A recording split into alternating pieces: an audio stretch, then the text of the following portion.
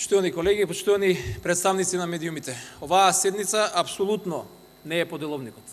Најпрво, господине Велјановски, не знам што барате на ова место. Го кршите членот 9. А членот 90 го кршите константно. И сега на вистина ќе ве прозвам после мојата дискусија да одговорите.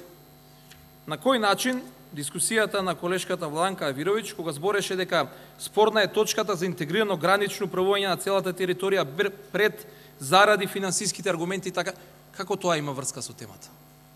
Или, например, кога колегата Горан Манојловски збореше, дајте да направиме една ретроспектива, еден пример, како нашата партија и владата во времето на ВМРО ДПМН се справуваше со елементарната непогода која што го зафати Тето. Еве имаме многу конкретно прашање за вас. Како тоа вие не го скршивте деловникот, и вакви примери може многу да ви дадам, затоа што внимателно ги следам говорите на сите пратеници и ги читам стенограмите, и сакам да ми одговорите. На како тоа вие начин не го кршите членот 90 од деловникот?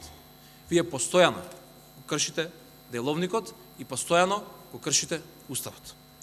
Она што не води, ова не води во целосно беззаконие и хаос. На вас воопшто не ви е гајле за локалните избори. На вас воопшто не ви е гајле за проблемите кои што граѓаните ги имаат. Не пратениците.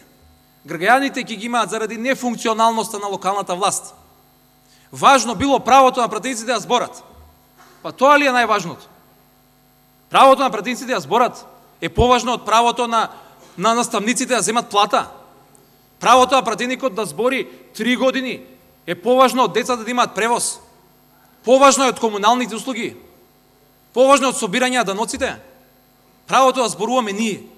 Пази, слугите на народот, ние сме слуги на граѓаните. Е поважно од нивните основни права, човекови права. И сами знаете каде ова води. И никој не разговара за тоа. Никој не спомнува темата. Никој не предлага решение на проблемот. Зборувате ја се и се што, колеги. За ништо. За нешто што не постојат. И затоа, кога веќе зборувате за некакви избори кои што ќе доведат до излез од некаква криза, треба да зборувате за предвремени претседателски избори.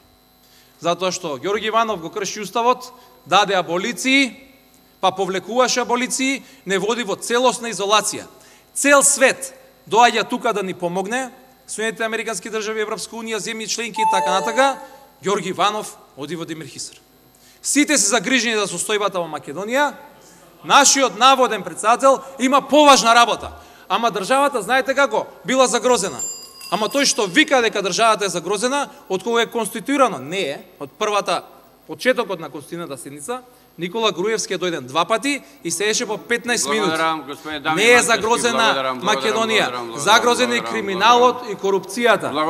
Нема веќе наша и ваша Македонија, нема да има наша и ваша влада, ќе има една единствена влада, реформска, на една единствена